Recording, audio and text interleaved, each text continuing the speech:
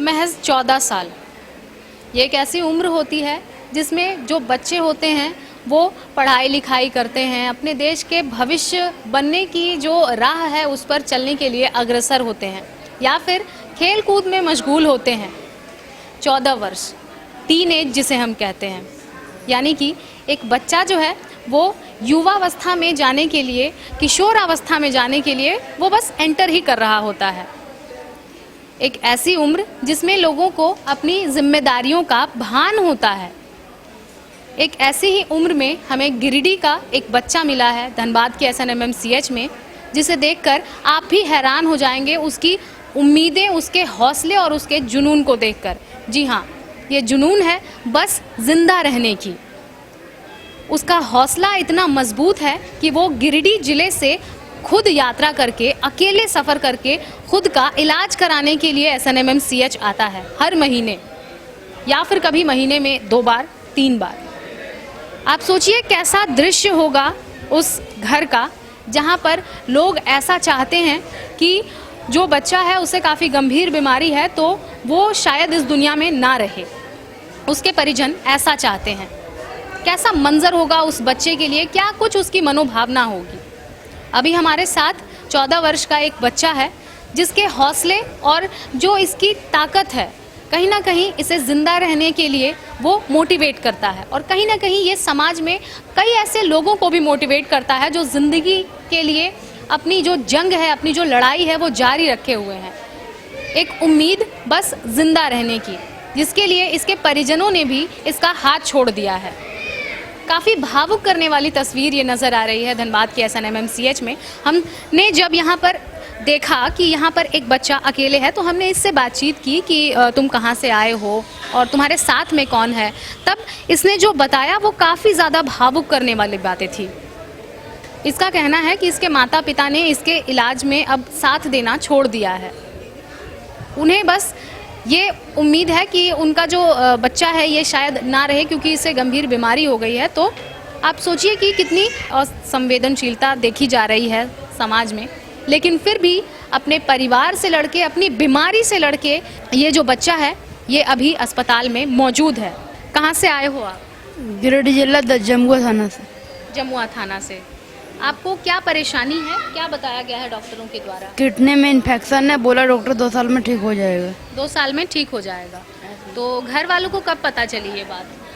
घर वालों को पता चला बीमारी के बारे में 2018 में ही, और पापा 2020 तक इलाज कराएं। उसके बाद जब गांव वालों ने सिखाने लगा कि बोले बच्चा नहीं बचेगा, किडनी में इसकी प्रॉब्लम है, 2 साल इलाज कराने के बाद भी नहीं बचा तो अब नहीं बचेगा ये।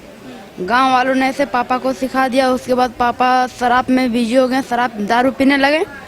उसके बाद अगर कोई मदद करता है तो किसी को मदद भी नहीं करने देता है। अगर माता, मेरी माँ और दादी आते थे पहले, 2022 से 24 तक आई मेरी दादी और मेरी माँ।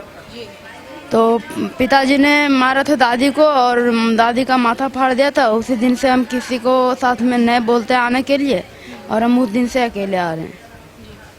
तो मतलब समाज वालों ने मिलकर आपके पिता को ऐसा बताया कि आपको बहुत गंभीर बीमारी है और ये मुश्किल है, और उसके बाद आपके पिता जो हैं वो आपका इलाज कराना बंद कर दिए। यस।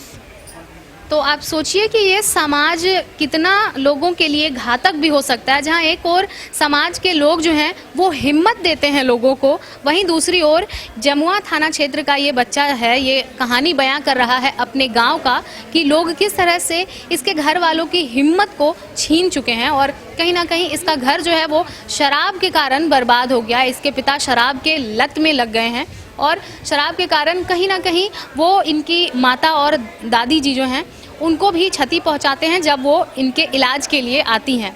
तो ये काफ़ी कठोर कदम रहा इसके लिए भी। कितना मुश्किल होता है आपके लिए गिरिडीह से धनबाद अकेले आना? मेरे लिए तो कोई मुश्किल नहीं है। जब हम ठान लिए तब अकेले आ जाते हैं, जिस टाइम से ठान लिए थे। और जब मेरे माता पिता मेरे को मतलब दादी और माँ मेरी को मदद कर रहा था ना, इसीलिए मेरे पिताजी भी अपना मकान भी जला दिए हैं। तो फिर दूसरे का मकान में रहते हैं हम और मम्मी और भाई बहन। तो अभी पैसा मिल रहा है 3000 रुपये में मेरे को, जैसे कि उसमें 30-35 आदमी मिल के मदद कर रहा है।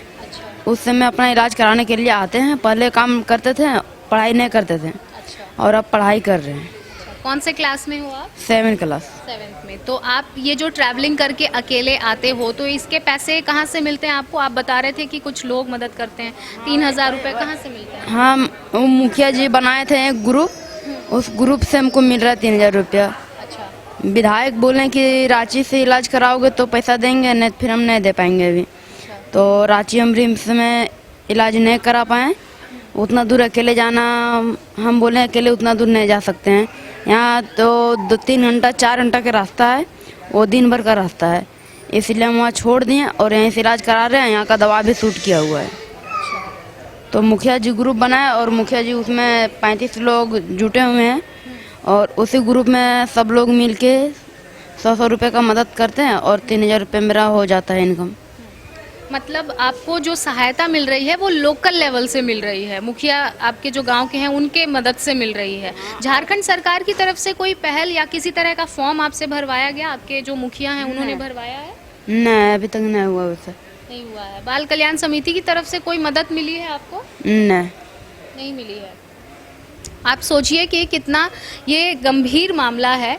ये बच्चा जो है, इसे बताया गया कि अगर आप रांची से अपना इलाज कराएंगे तो आपको सहायता मिल जाएगी, इनके विधायक जो रहे हैं उनका कहना है, और अन्यथा आपको किसी भी तरह की कोई सहायता नहीं मिल पाएगी। उसके बाद इनके जो गांव के मुखिया रहे हैं उनका एक ग्रुप बनाया गया और समाज के कुछ लोग मिल करके ही इन्हें सहायता प्रदान कर रहे हैं।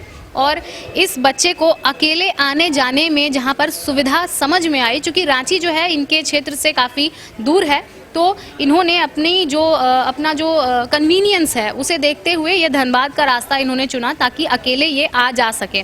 जब पहली बार आप बस पे चढ़े थे अपने इलाज के लिए अकेले, उस समय कैसा लग रहा था?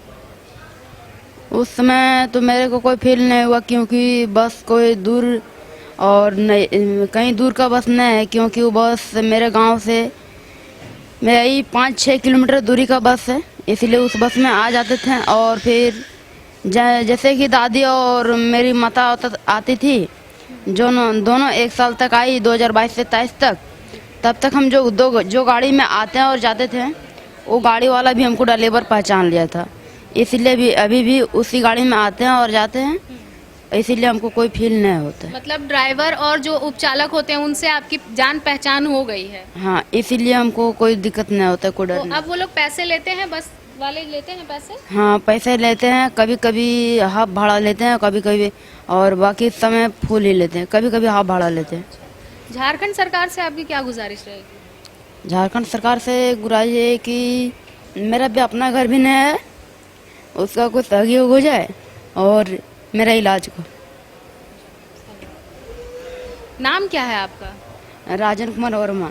तो बिल्कुल, ये हमने आपको सुनाई एक 14 वर्षीय नाबालिग बच्चे की कहानी, जो काफ़ी कुछ बयां कर रही है हमारे झारखंड की स्वास्थ्य व्यवस्था को, हमारे समाज के सोच के बारे में, जिसका शिकार बन चुका है ये बच्चा।